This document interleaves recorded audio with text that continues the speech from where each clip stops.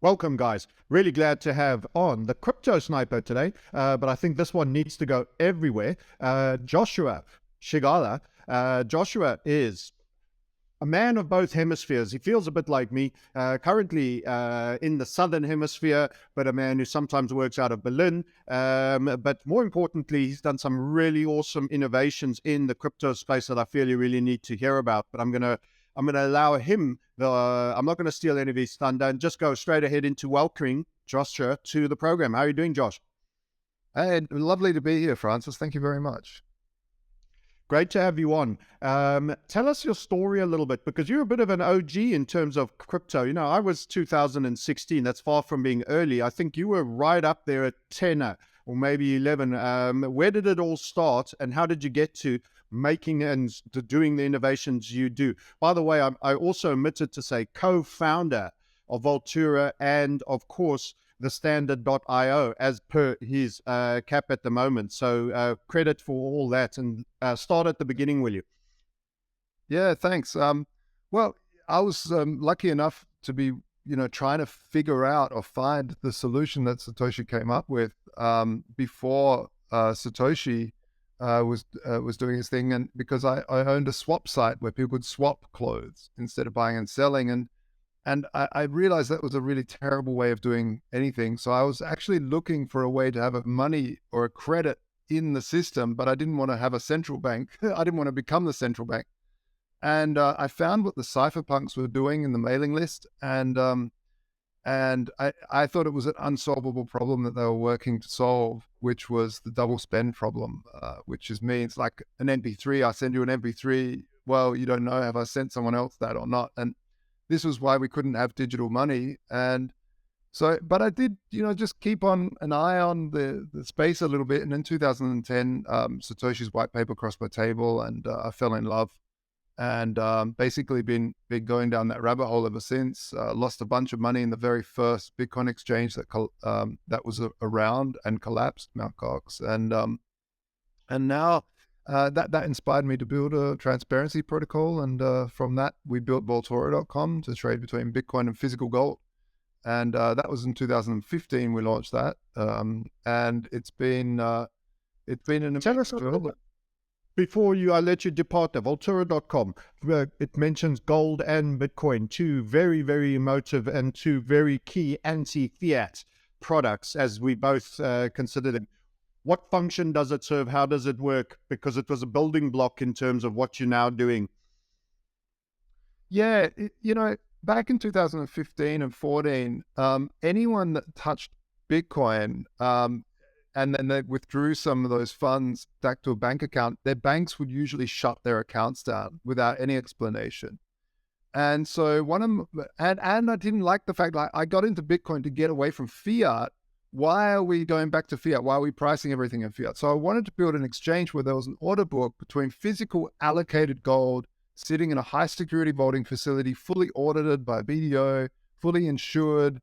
And bank accounts are only insured to 250K in the States, 100K in Europe. So gold can be insured to have however much you've got in the vault. It's a physical good. So you can insure millions of dollars worth of this stuff.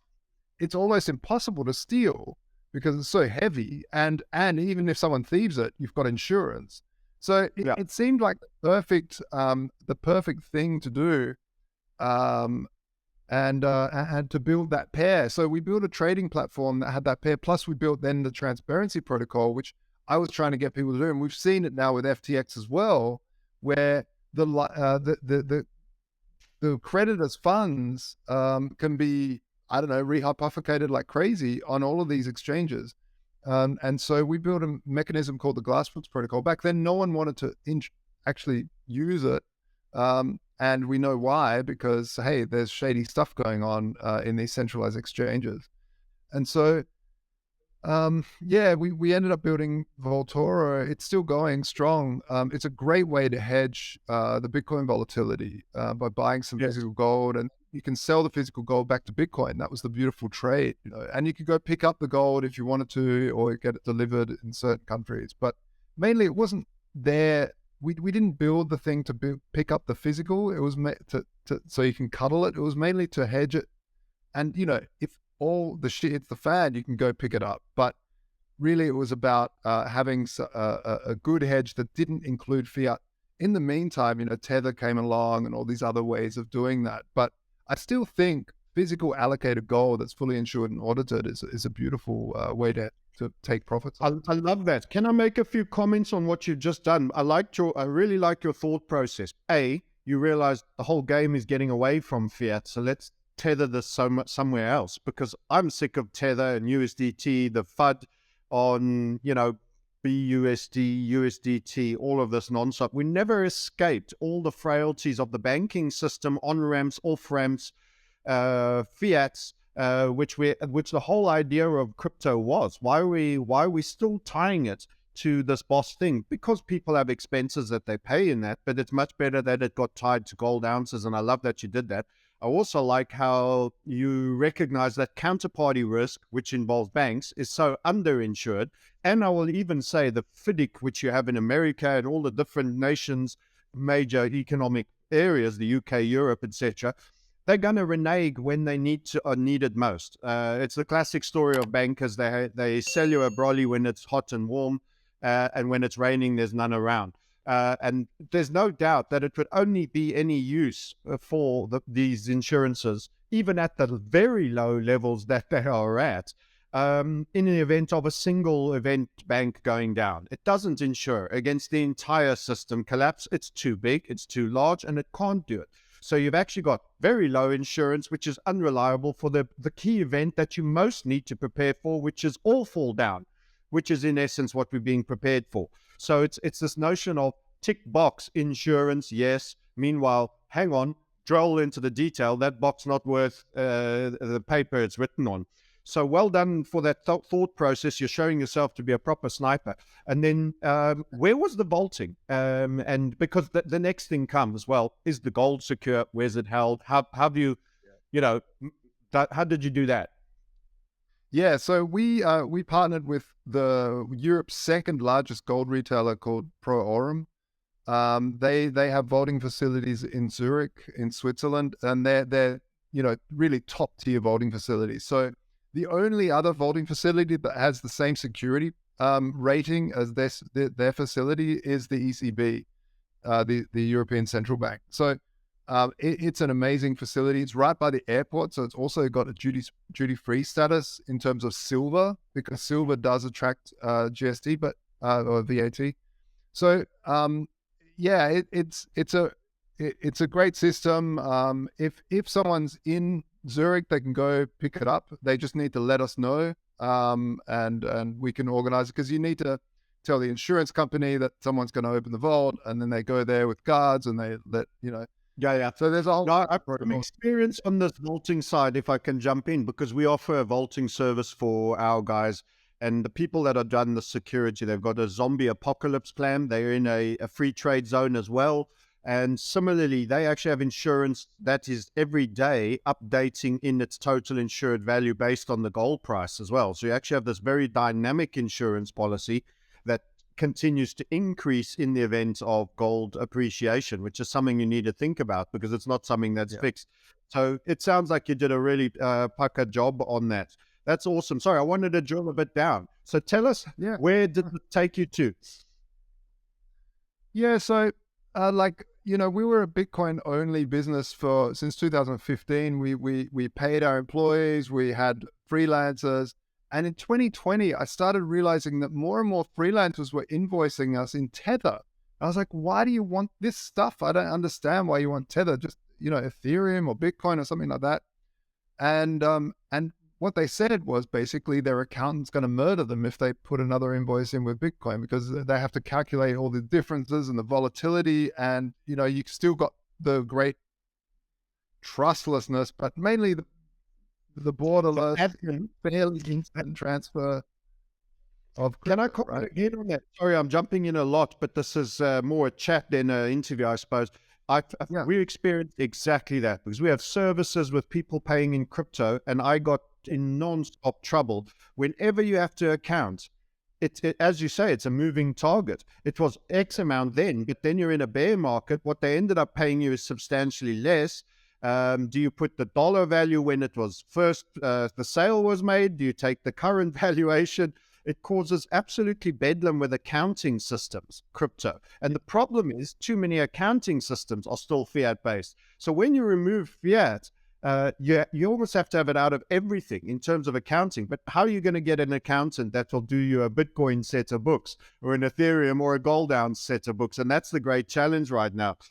So it's amazing how we continue to be tethered to this fake devaluing system, even in terms of the admin. And that's why you should go tax-free if you can, so that you aren't tied to that. The accounting is usually because of tax receipts and that necessity. It is. And, I remember talking to Andreas Antonopoulos about that specific thing. And one of the points that he said was, it's interesting, if you have one foot in each world, it becomes really, really difficult. But if you have both feet in the Bitcoin space, you sort of don't care about the volatility and such. But, most people that, like you said, pay their rent, pay their things, they have to do their books, their taxes, everything. And so it does become difficult. But yeah, so I give a fair amount of talks at different conferences around the world. And what I got asked to give a talk about stablecoins in 2019 at LaBitConf, which is the Latin American Bitcoin conference. And on the flight over there, I was reading this white paper from Terra Luna, and this was just as it launched, and I was thinking, this is terrible. This is just going to go down in flames. So I didn't think it was going to get anywhere near as big as it did. The thing is, I'm not a genius. Like I'm not saying that because I'm some sort of genius. Yeah. It's basically because I'd seen it before. I'd seen BitShares from Dan Laram. I'd seen a whole bunch of algorithmic stablecoins trying to basically back their stablecoin with fluff, with their algorithmic fluff, and I knew it didn't work, and so I actually warned people on camera. There's a video of it somewhere as well about that. One of these algorithmics is going to get so big that it will collapse. It'll take down a whole bunch of people, and then the government's going to put on their superhero costumes and come in with the rescue it. And so it, and then sure enough, later, just before you carry on, I sometimes think these planned failures are exactly that, so that they can do exactly what you described. And then you get all the crowds roaring, yes, come in and regulate us. It feels like the whole setup that they begged to come in to the space. Meanwhile, I sometimes feel, you look at Mashinsky, you look at, I got done a bit by FTX, all of them. It's almost, and what is always the Pavlovian response? More regulation. Everybody should beware. It's not safe until we're involved. It's like, oh dear. Yes, I know. And, look, there is a lot of scams in the space. There is a lot of learning curve for a lot of people. And a lot of people need to feel pain before they actually appreciate, they see the candle, they see how beautiful it is, but until they touch it, they don't understand that it's painful. And hopefully that learning curve isn't too painful, but it seems to me like this is sort of something, it's like a coming of age in the crypto space. You kind of need to get fleeced once to sort of truly comprehend what that is. I don't like that, but that's just an observation that I've made over the years. And the thing is that math regulates the space. The cypherpunk way of thinking is we don't use human fallible law to basically regulate this stuff, because it becomes corruptible. You saw Sam Bankman-Fried. Sam worked in a regulated space, believe it or not. It was already regulated, and it didn't work. He fleeced them all.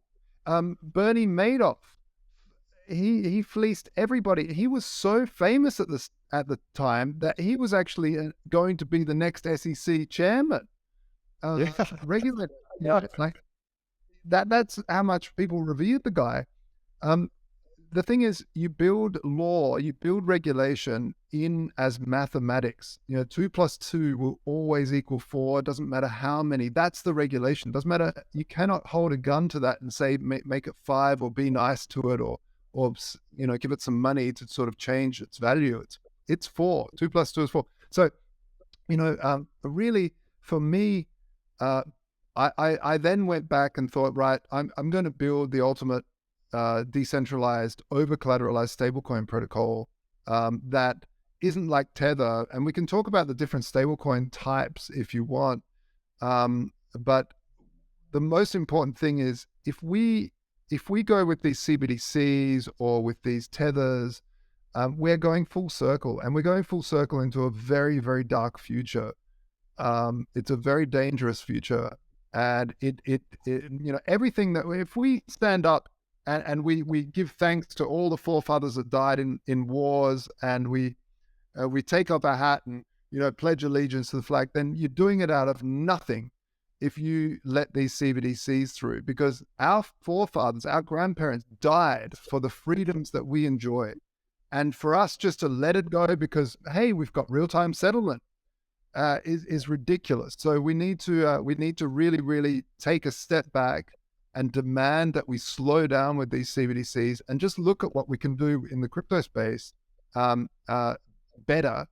And I think decentralized stablecoins are a really good way to go. Not algorithmic, over collateralized, and we can talk about what that means. But I love the word. I've noticed the use of the word repeatedly, and that means, it's not about throwing 100x margin at people. It's the exact opposite. You've got to put in X and you get access to half X, in lieu of the fact that even though it might involve gold as well as some Ethereum and Bitcoin you put in wallets, you have a portfolio of things that actually, some of which are more stable, and they take some of the edge off the volatility, and you'll release for that new home or whatever the case may be, where you're now no longer using a mortgage lender extractor with origination fees and everything else and a tertiary extraction rate. You're now actually well within your collateral, and it almost implies live within your means and access part of what you've put aside. So it re-emphasizes saving, but we have such an environment where savers are punished because you're saving in fiat and you're getting monkey on grease pole syndrome with hyperinflation, stagflation, and all of this. So now we're moving into better assets, and we're also, keyword, absolutely eliminating the tertiary and the intermediation of brokers, banks, currency converter sharks, money lenders, and tertiary extractors. And that is just absolutely awesome. So tell us about how you go about achieving all of those amazing things. Well, just to quickly add to that point, Francis, I think it's a great point, and this is why I'm so long crypto, is because you remove all these inefficiencies, and wherever you remove inefficiencies, capital is going to flow. And so it doesn't matter what sort of steps they put in the way. There's regulations all over the world to stop people putting money into offshore accounts in the Seychelles, but it still happens, right? Why? Because it's more efficient. There's capital efficiency there. And so by removing all of these middlemen from markets, the DeFi space, the decentralized finance space, is only going to grow. It doesn't matter what regulations they put into place. But yeah, it's basically the idea. And it started with MakerDAO. They really started this, and because I didn't think it would work as well as it did, but it's great. So you have a smart contract, which is a program that lives on the blockchain, which is basically a cloud that's owned by nobody except for you. You hold that private key, and you unlock a vault, and you put in some Ethereum, you put in some Bitcoin, wrapped Bitcoin, and you close the vault, and you have this key. But this vault is a special vault that can actually mint up to, let's say 50% of the value that you've put in there as a stable coin. Yeah. So now you get out some stable coin that is minted out of fresh air. It's tied to, let's say, the euro, and you can't get access. Your key doesn't work unless you pay back that stable coin. So now, if Bitcoin and Ethereum is going up in value. Wow, your collateral is going up. It's fantastic. You've still got what you've got, but And you could have gold. You could have gold in there as well, which would stabilize in the event that Bitcoin and Ethereum have been, we're coming out of a long bear market. There's some burnt hands. So I just want to highlight that. Yes. Sorry to, yeah. No, that's right. That's one of the key differences with the standard is that you can take a smart vault and have multiple collateral in there and actually trade it. Even though it's locked, you can't take it out until you pay back the loan. You can actually trade it to another asset of the same value. So you could trade it to tokenized gold, for instance. And this is really good. The other thing that we're building on is, look, let's say you locked up a whole bunch of assets, you've borrowed some money to buy a car, but then you've lost your job. You lost your job, you cannot afford to pay back the money to get the collateral out, even though there's more collateral in there than you borrowed. So what you can do with the standard.io is you can take that and sell that collateralized debt position, that smart vault, as an NFT. And this is where NFTs are For its net value. For its net value, less its total value, less your owing of fiat that you took out. That's right. That's right. You can sell that debt. And this is, actually, if you look at the 2008 financial crisis, this is what banks were doing. They were selling debts on and on and on, except they weren't NFTs. No one could look inside them and see really what made up these collateralized debt positions. They were subprime mortgages.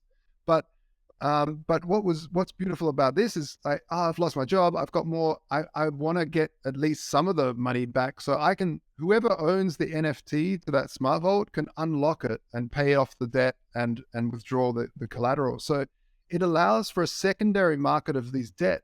So we're now starting to build out the financial markets a lot stronger and bring more liquidity amongst sort of locked up smart vaults in the DeFi space. And these are the sorts of tools that are happening. Plus we're building on, Polygon ZK Snarks, which is a big complex thing, but it's basically the next generation and fast smart contracts on the Ethereum layer 2. So it's still Ethereum, but it's layer 2 of Ethereum, and it's just going, like, the stuff that's rolling out in 2023 is so amazing, Francis. I'm really, really excited about it. And the cool thing is, if you use the standard.io, you don't have to trust anybody. You hold the private keys. You're not giving your money to Celsius and saying, give me a loan, and then Celsius goes broke because they're sitting there gambling with your funds. No. Your funds aren't moving. They're just sitting in a smart vault that you control, but you manage to actually, borrow some money from yourself. You're borrowing money from yourself. And where can those security vulnerabilities come in? Let me try and I'm not at your level by any means. I'm like layperson level, but could you have, the bridges? It seems bridges, when you're talking cross protocol, you've mentioned Matic or Polygon. I'm assuming you've mentioned also Maker. You've mentioned Ethereum, layer 2s. These interconnecting bridges. We've all heard that there's hacks. Now, I don't fully understand the nature of this, but are there inherent vulnerabilities there? Because I love the fact that you're taking me away from an FTX, you're taking me away from a Mashinsky Celsius. It's essentially, sometimes you'd get the banks and then they, alongside on the ground floor, they'll have the safe deposit boxes, and you don't even need to go into the bank. You can just pop in, you hold the key and you get out, you put your Rolex in there, you take your gold bar out, or you take cash, whatever the case may be. It's essentially that equivalent. But is it still, by being on blockchain in the same building as the bank, is that a vulnerability? Are these bridging systems to get in there? How you have to park your car? Can the burglars all be waiting underground there and grab you before you jump in your car? Where's the vulnerabilities and how do you negate those?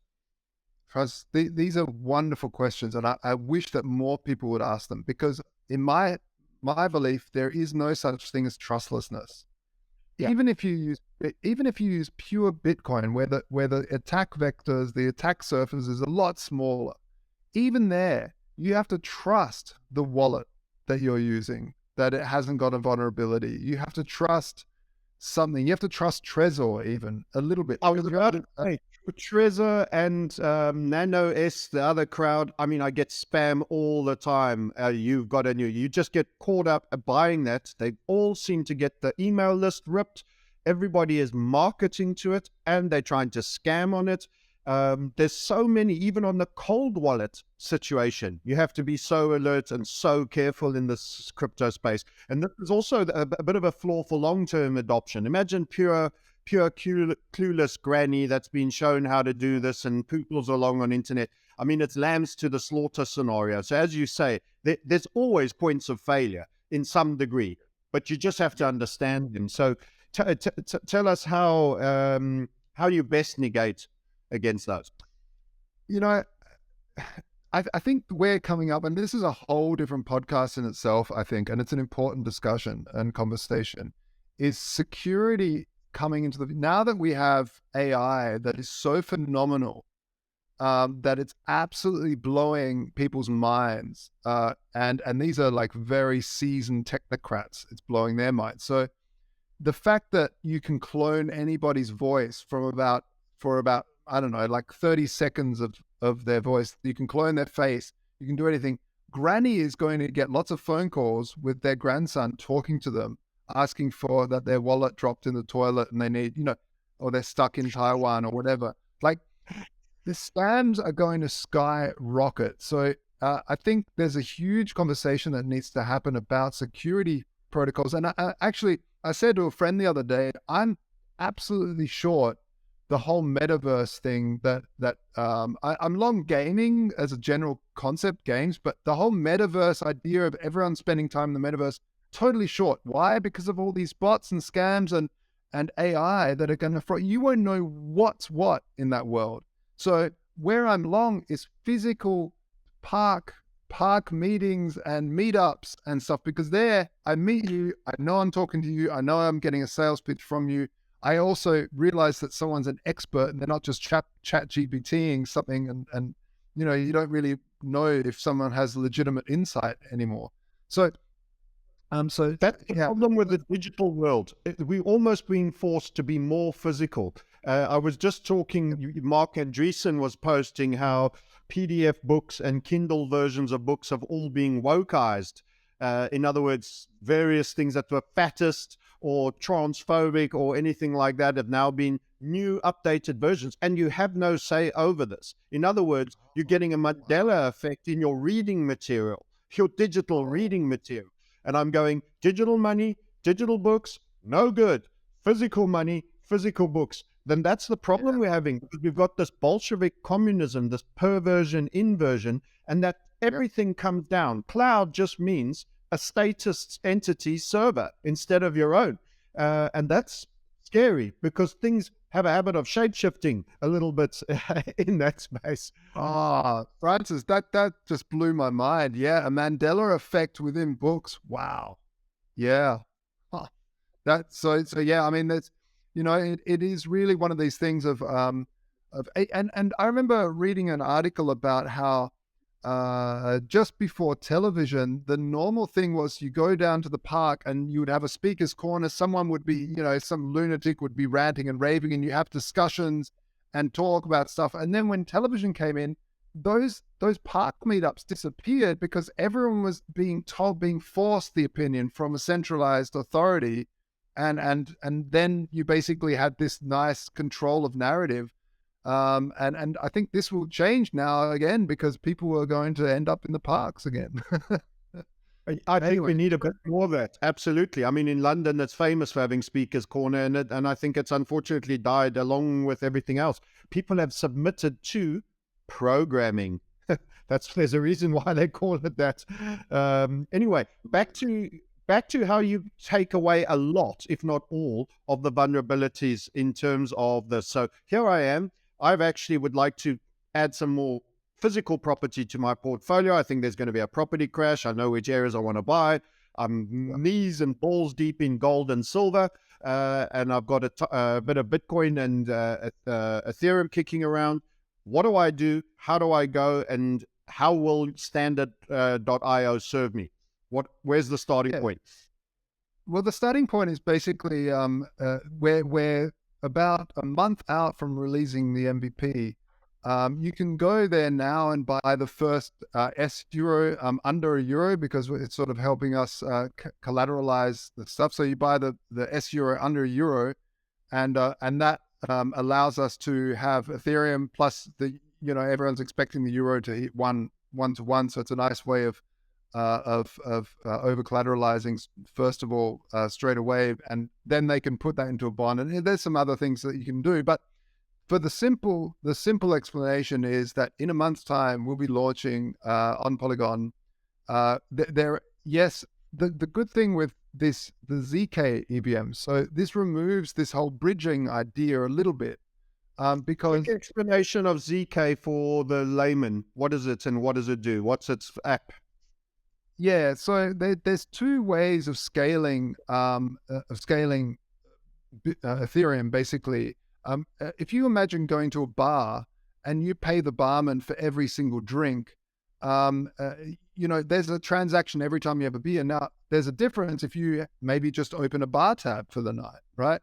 And you have the bar tab and you just paid once at the end of the night. So there's two different ways. One way is this optimistic roll-ups. So these are called roll-ups, these bar tabs, because you're just paying one transaction at the end of the night. But so optimistic, it takes there's 7 days period where you can sort of challenge an on-chain transaction. So you take all the transactions you've made and then you say, okay, now I want to go back to Ethereum layer 1, and and it takes kind of 7 days really. So with the zero knowledge proof, you do that with mathematics, very complex mathematics. It's only now it's very, very cutting edge. And it also adds a lot of privacy because it's around this concept of zero knowledge proof. And what that means is I can prove to you that I know something without showing you how I know it. So for instance, with a Rubik's Cube, I can say, I know how to solve Rubik's Cubes.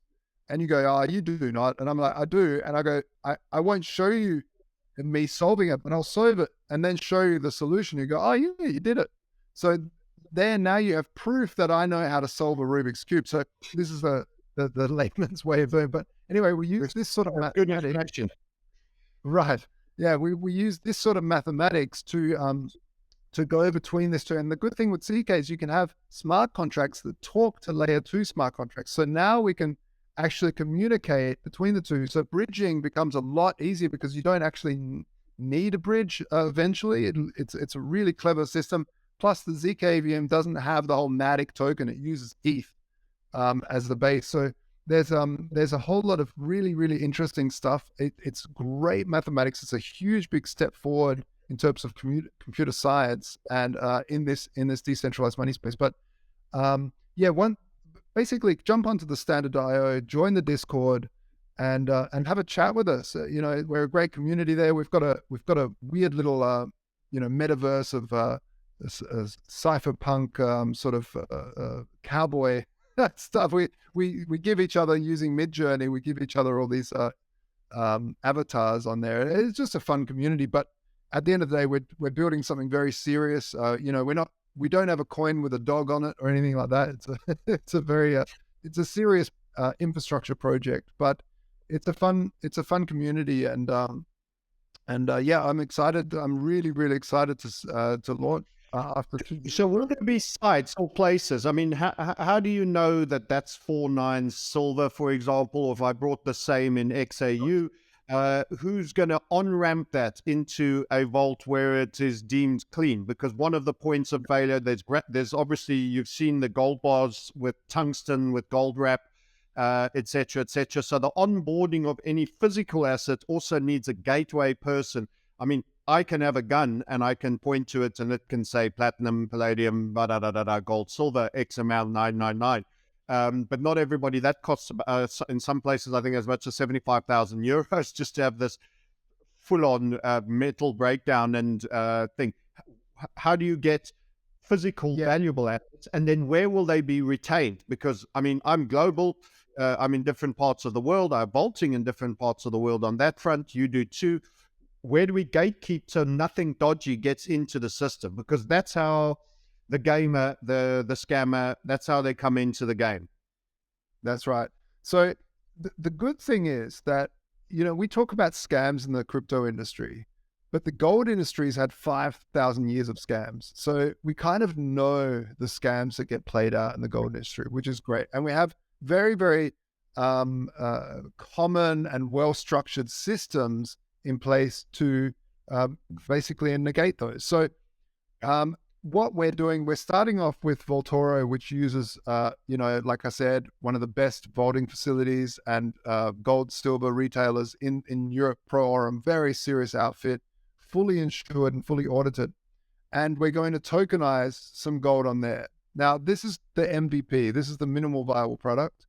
What happens then is, because the standard.io is a DAO, decentralized autonomous organization, so many people hold the tokens and start to vote and interact.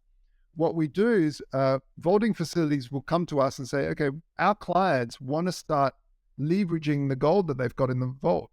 So they want to tokenize it. Help us do that. So we will have a fund there to basically go in there and help that vaulting facility. Now, it needs to pass a whole bunch of things. So it needs to be audited by a top tier auditing firm, like a multi-billion-dollar auditing firm. It can't be a small one. It has to be a big player that has got a lot to lose if they're playing silly buggers. So something like KPMG or BDO. Not that they haven't played silly buggers or had the wool pulled, as per Anderson consulting with Enron and various others. So it is still a point of failure, but it's going to take a lot of links in the chain to be collaborating for that to happen.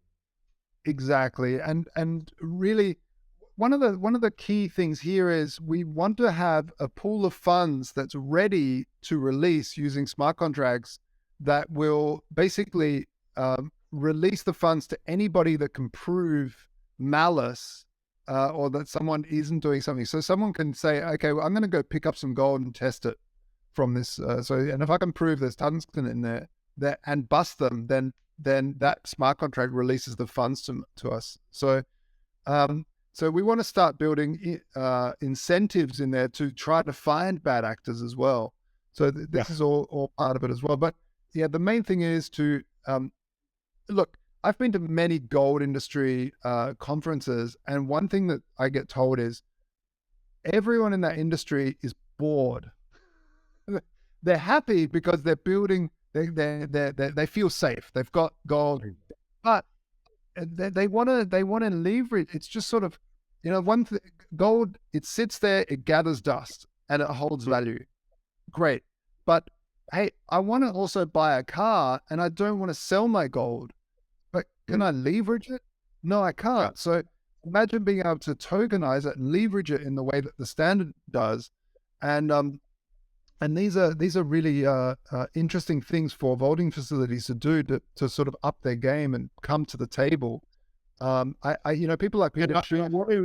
I want to jump in and say why you're onto such a big thing there, because personally, because I'm in a heightened state of alert for an all-round Western Commonwealth and EU banking failure event, I just simply don't trust cash in banks. And I keep as much as I'm prepared to lose, and just literally a handful of months out of living expenses in a number of different locations where I nomadically cruise around. And everything else, because I can't stand, and I'm an inherently, I want to have access to capital, but I'd rather it was in bullion because I know it will just still be there. Defense, the best form of attack is almost, I often say in the footballing parlay, strikers win you matches, defense win you championships.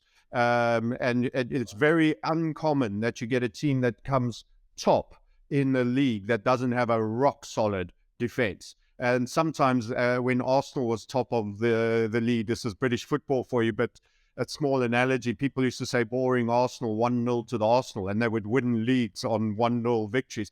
So they weren't actually killing it so much on the striking, but they always got the nil against them. So defense is so critical, especially now as essentially we're calling ourselves in the macro realm. And I'm looking forward to coming on your channel and talking more about just the macro stuff where I'm strong. But thank you for this educational, that in essence, This is end of cycle, and this is when you have decades when nothing happens, and then you have days where decades happen, and that saying is the here and now. And there is so much plotting, planning, and there is, in my sense, a goal to impoverish everyone, so that if you're not holding it, I wake up short of a burglary, that brick's still there, and that's only one. All the others are somewhere else that nobody knows. So it's not really worth it to anybody. But the point is, if you're not holding it now, it is almost at grid down EMS weapons. We can shoot the lights out on theories and possibilities of what could happen. So this is the sign for your product now more than ever. Yeah, and before the last 3 years with this whole COVID stuff, I would not have believed that we could have a very controlled narrative online, as controlled as they managed to do it with this whole with the vaccine rollout. Like the amount of narrative control in that was so unbelievable, and censorship and control, unbelievable. I never would have thought it, but what it proved to me is like this whole internet is fallible. It is not as decentralized and as free as you think, because all of the release points, they got rid of RSS, so you cannot just sign up, subscribe to people's blogs. You have to use Facebook, you have to use YouTube, you have to use Google. Tell us that story. Why did RSS end? Because it seems like it seems like it was too libertarian and too open source, and that they had to push you into this share through social world. Yeah, is that your take? Yes, I mean Google actively worked to destroy RSS because they wanted Google News to be the center of everything, and then they had Waves, and they had the what was it, the Google Circles, no, the Google whatever it was. Circle. They tried Circle. Yeah, they tried a few things and all bombed. They all bombed, but in the meantime, Facebook grabbed everything. Twitter, they became the aggregators of data, and they can then control the newsfeed, because you don't get a timeline, you get an algorithmic feed of what they believe you should see, even though you feel like you're in control because you can subscribe to the things. They don't give you a timeline. They give you whatever they want you to see of that. And seeing the algorithm, just the word vaccine or anything, where they would just like semantically determine what was written there and then either feed you that or not. Because whether they thought it was legitimately saving human race or there was something more nefarious, we don't know, or maybe just profit seeking. But whatever just it was, we've gone from in New York, where everyone who isn't wearing a mask is a granny murderer, to now you've got to take your masks off because of the store robberies that are going on now. I mean, the entire inversion and the pivot, without irony. There's a British guy called Jeremy Vine, who was all part of the mainstream media vilifying people, who's now saying shock and horror, pull up a chair, look at all these Hancock. Hancock was a health minister in the UK. Revelations of, we must create the fear when's the variant narrative being run, and all of this clear discussion, fear and management and absolute falsification. And now he's distanced himself from his original Nazi-esque position of we're all murderers and you should comply, and etc., etc. And it's almost, again, it's like you're being gaslit by somebody who at one point, the Sean Penns of this world, narratives, and then you're pivoting around, and now they're all the truth bearers because MSM has lost viewership. People don't look at it anymore, and so now they do sort of these partial disclosures where they all show you moral indignance, so that you're meant to believe these characters have flipped and working on your behalf again. And it's the most mealy-mouthed Bolshevik communistic mega matrix of control, where we're just bouncing off the walls inside their primal screen padded cells. That's what social media has become. Yeah, it's absolutely unbelievable. Anyway, so in standard.io, join the Telegram group. What is the next step? When is the big release? What are the big milestones that would drop? And say me as person, uh, how do I start if I wanted to just say, here's a whole bunch of clean collateral? And could I even become a validator? Because I'm contemplating buying one of these metals scanning thing. I think fraud in the metals front is going to re-escalate at the people's level. I'll scan a bar, I'll write down, I'll video it, and if someone pays me for that, for the investment I've made, it's 75,000 euros. Geographically, people can come. I'll tell them what's lead, what's silver, what's gold, let's say. I get a couple of tokens maybe for my integrity position, because truth and the pursuit of truth is consciousness. You are not conscious if you do not pursue truth, and you're lacking integrity if you do not seek to build systems of integrity and flush out all these Trojans, Mashinsky's, SPFs of this world, and Celsius, etc. We want them out. We want a clean system that we can function in, and I'm happy to play a part in that. Where do I start? What do I go and do if I want to be part of your platform? Yeah, look, we are really a grassroots. We're a whole bunch of people all around the world building this thing. So join the Telegram, join the Discord, and if you've got any skill sets that you want to join, start talking to us and start helping us out. But if you don't have any skill sets, you can at least just join and wait for us to drop the smart contracts and start using them. It's going to be very, very fascinating. And also, the early people that use the contracts, there will hopefully be rewards as well dished out with the governance token, because we need people to hold the governance token. We're still trying to figure out how to do that as decentralized as possible. We have held some competitions, and they got gamed pretty quickly, like with bots and stuff. So we ended up not following through with those, just because we're really wary of having too many people controlling the governance structure of this protocol. And but yeah, just join, and we're hoping to drop the first the MVP 27th of March is sort of the viable product. Yep, that was the first. Movable, was it movable viable product? Okay, yeah, just de-jargonized. Minimal. Okay, yeah. We're going to have people of all levels of competence watching this, so forgive me for the Yes, sorry. Yeah, no, that's fine. This is part of educational. This is what we're supposed to do, intermediate. And there'll be plenty of bright people just saying, Francis, shut up, interrupting all the time. But I'm sorry, this is all audiences, and I have to act dumb a little bit, and I am dumb in many instances. So if we do a comparable now, let me throw a new attack vector at you before we wind up. Hedera hash graph. We're all seeing it on YouTube. These guys are processing more transactions than 1,000x of even Visa. Everybody, it's totally gone around the entire scaling issue. It's like just scary numbers in terms of how it does. Aren't we going to end up with all the old Ethereum, albeit layer 2 issues? I mean, you'll have the likes of Richard Hart, who's doing Pulse Chain, highlighting you're still paying over $3 to move XYZ.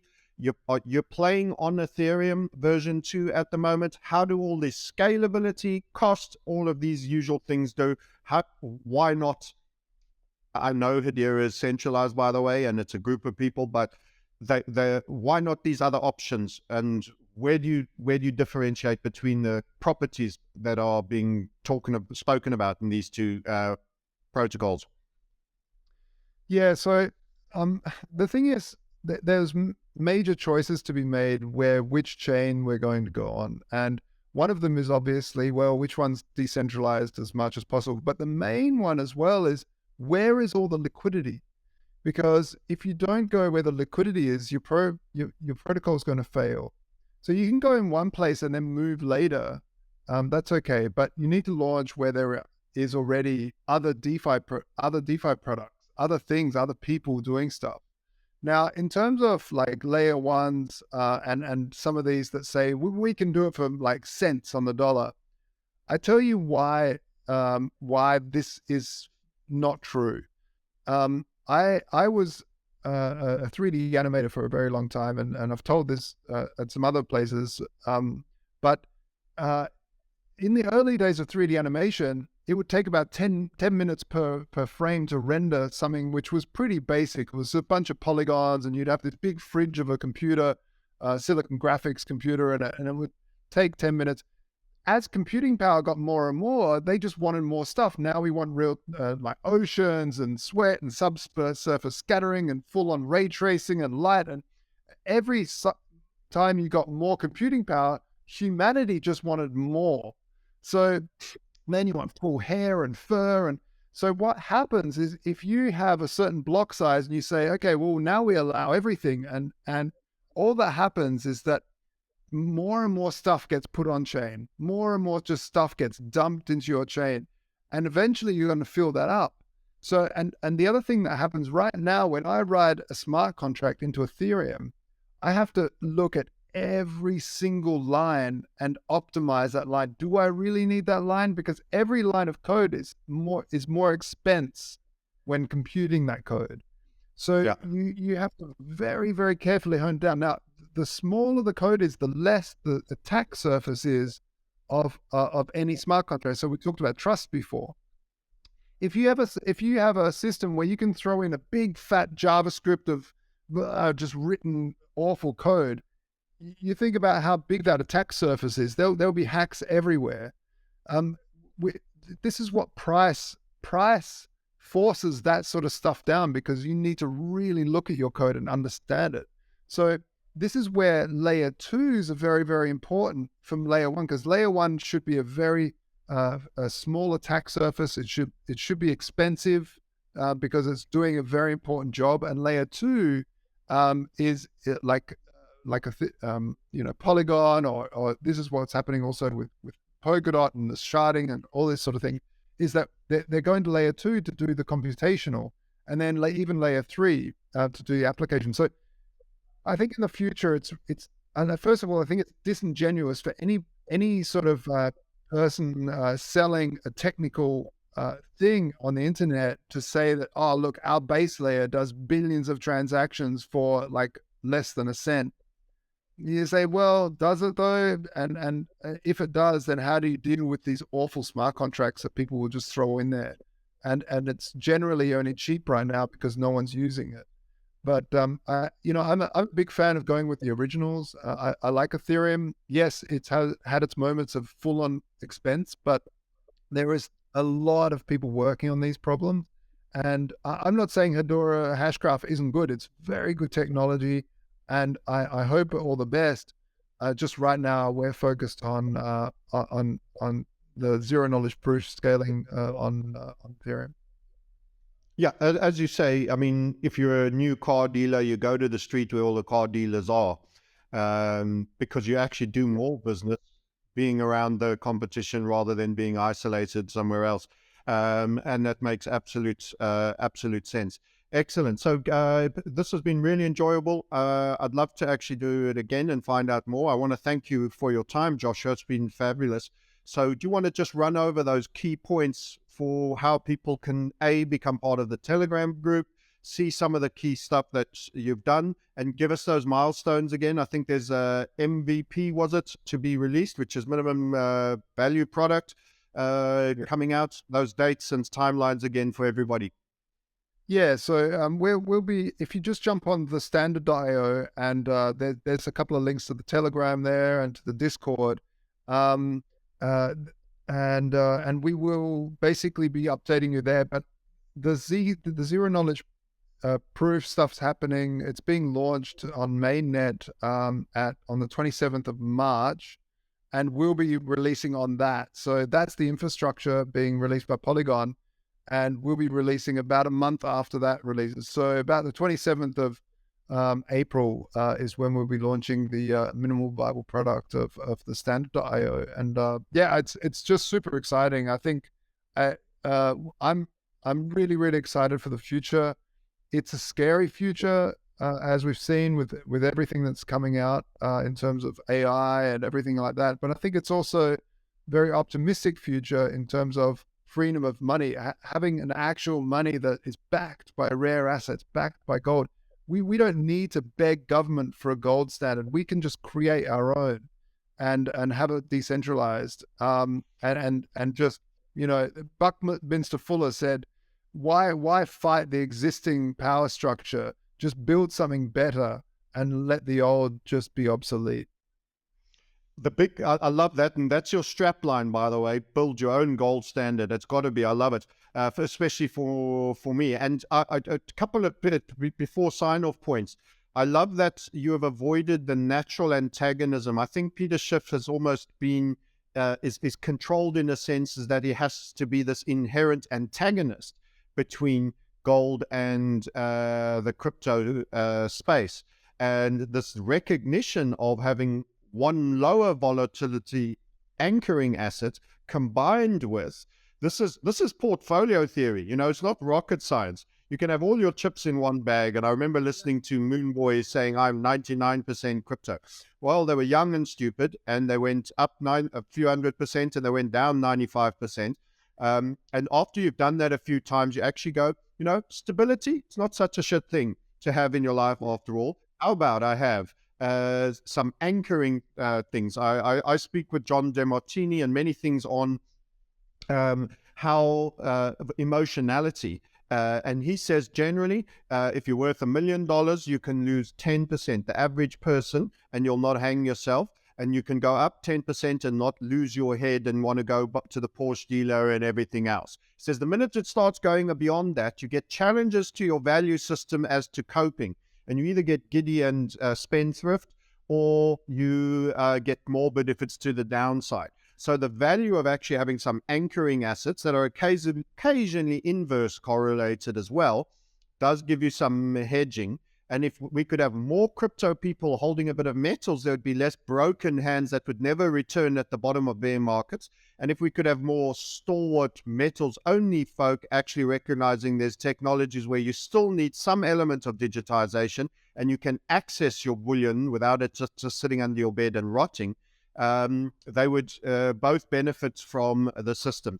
The key point is the minute you start, and this is the attack vector we've got to all watch for, the word of warning, the minute you are building a more libertarian seeking system that is superior to theirs, that gives more freedom to users, expect the control structure to come in and to potentially close you down. The minute you start scaling, and that was the lesson of the guy who started E-Gold, who actually held gold for every ounce of dollars that he gave, and many others.